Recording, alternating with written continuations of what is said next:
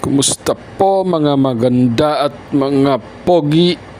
Alam nyo ba na yung pakiramdam na may isang lugar na matagal mo nang minahal tapos isang araw paglingon mo, iba na siya?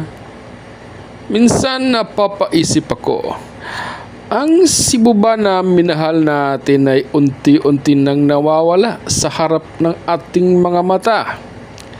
Sa loob ng maraming taon, itong mga tanawin na ito ang naging pahinga natin. Mga bundok sa malayo, bukas na kalangitan, mga horizon na nagpapaalala sa atin na kahit gaano kaabala ang buhay, may space pa ring huminga. Pero ngayon, unti-unti sila natatakpan ng mga higanteng gusali. At ang tanong, progress ba ito?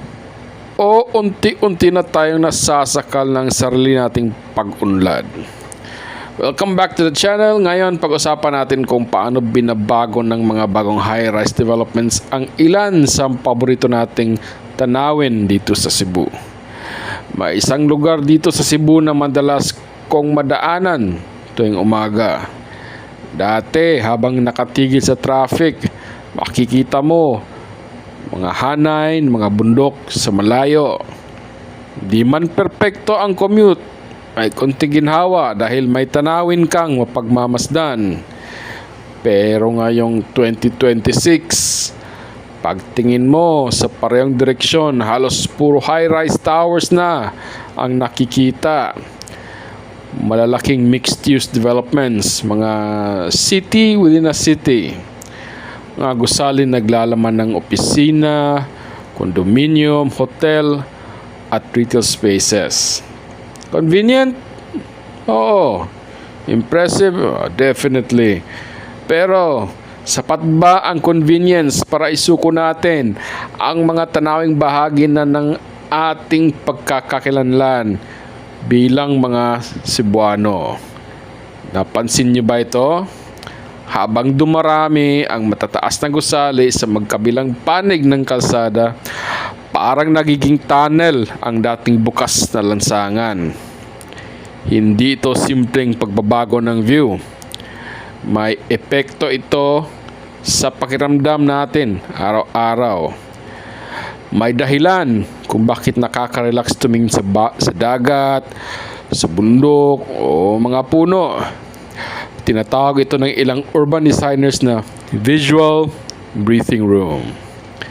Yung mga kulay asul at berde sa paligid ay nakakatulong para mabawasan ang stress at mental fatigue.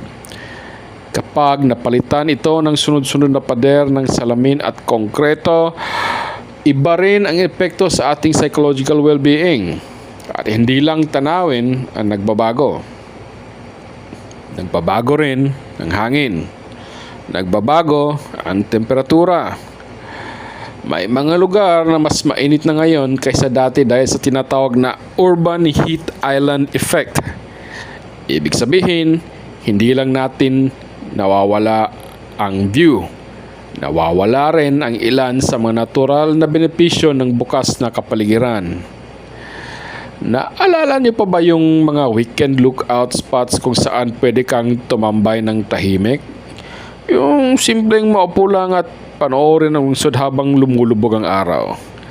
Ngayon, sa maraming bahagi ng syudad, ang dating malawak na horizon ay napapalitan ng mga crane at bagong tower projects.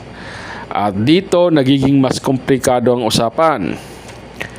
Dahil hindi lang ito tungkol sa gusali. Usapin din dito ng access. Dati, marami sa pinakamagandang tanawin ay nakikita ng lahat. Ngayon, may mga pagkakataong ang pinakamahusay na vistas ay makikita lamang sa mamahaling penthouse, exclusive rooftop, o luxury development. Parang ang mga tanawing dating pag-aari ng buong komunidad ay unti-unti nagiging pribadong karanasan. Kaya ang tanong, habang lumalaki ang lungsod, sino ba talaga ang nakikinabang? Ang publiko ba o ang mga may kakayahang bumili ng pinakamataas na floor. Para maging patas, kailangan din nating kilalanin ang kabilang panig. Dahil maraming positibong nadudulot ang mga development na ito. Mas maraming trabaho, mas maraming housing units, mas maraming investment, mas malakas na ekonomiya. At sa maraming aspeto, mas nagiging competitive ang Cebu bilang global city. Pero habang hinahabol natin ang modernisasyon, paano natin mapapanatili ang ating lokal na identidad? Ang Cebu ay hindi lang koleksyon ng mga gusali. Hindi lang ito economic statistics. Hindi lang ito GDP growth. Kundi ang Cebu ay kultura, kasaysayan, komunidad, at mga tanawing naging bahagi ng ating mga alaala. Kaya mahalagang tanungin, habang patuloy ang vertical growth ng lungsod, sapat ba ang paglikha natin ng mga pampublikong parks, green spaces at open areas para mapanatili ang kalidad ng buhay ng mga residente? Di natin mapipigilan ang progreso. Marahil hindi rin natin dapat pigilan. Pero maaari nating itong gabayan. Maraming lungsod sa mundo ang gumagamit ng tinatawag na view corridors. Ito ay mga patakaran sa urban planning na nagpoprotekta sa mahalagang tanawin tulad ng bundok, dagat, makasaysayang gusali at mga landmark. Bakit hindi natin mas seryosong pag-usapan ito dito sa Cebu? Bakit hindi natin protektahan ang mga natitirang tanawin na bibigay ng karakter sa ating lungsod? Dahil kapag nawala ang isang horizon, mahirap na itong maibalik. Ngayon, gusto kong marinig ang inyong kwento.